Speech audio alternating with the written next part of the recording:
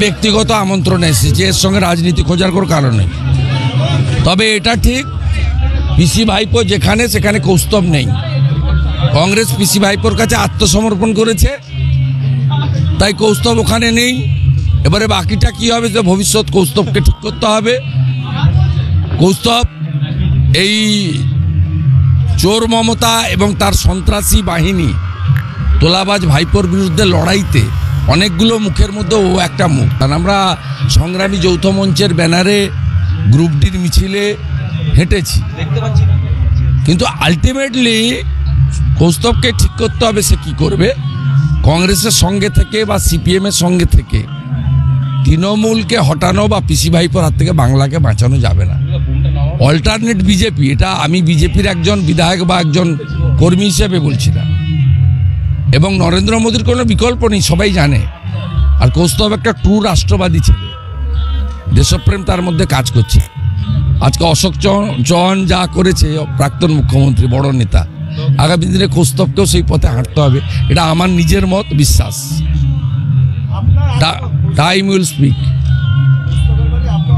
অসুবিধা কি আছে? এই সংস্কৃতিটা থাকা ভালো। সিপিএম তুলে দিয়েছিল খানিকটা, আর তৃণমূল তো আরো প্রাচীর তুলে দিয়েছে। ফোন ট্যাপ হয়, সব নেতৃত্বের ফোন ট্যাপ হয়।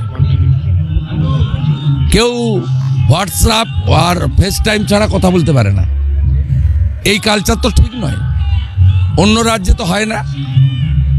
অন্য রাজ্যে ব্যক্তিগত অনুষ্ঠান, ধর্মীয় অনুষ্ঠান, পারিবারিক অনুষ্ঠান, সামাজিক অনুষ্ঠান, সেখানে কে কোন রাজনীতি করে দেখা হয় না, এইখানে দেখা হয়। সিপিএমের ফেলা চটিতে মমতা ব্যানার্জি পা গলিয়েছিলেন। সিপিএম যা শুরু করেছিলেন, মমতা ব্যানার্জি সেই বৃত্তকে সম্পূর্ণ করেছেন। এই কালচার ধ্বংস হওয়া উচিত।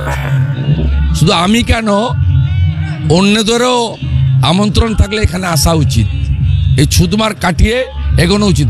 আর ও তো সিম্বল অফ, মানে এগেনস্ট যে পরিবারতন্ত্র চলছে পশ্চিমবাংলায়, সর্বস্তরে দুর্নীতি চলছে, তার বিরুদ্ধে যে কণ্ঠস্বরগুলো মানুষের কাছে পরিচিত, তার মধ্যে কৌস্তব বাগচি একজন। অতএব লক্ষ্য আমাদের এক। লক্ষ্য যদি এক হয়, আমরা একসঙ্গে পুজোতে কেন, রাজনৈতিক মঞ্চেও হয়তো একদিন একসঙ্গে থাকবো।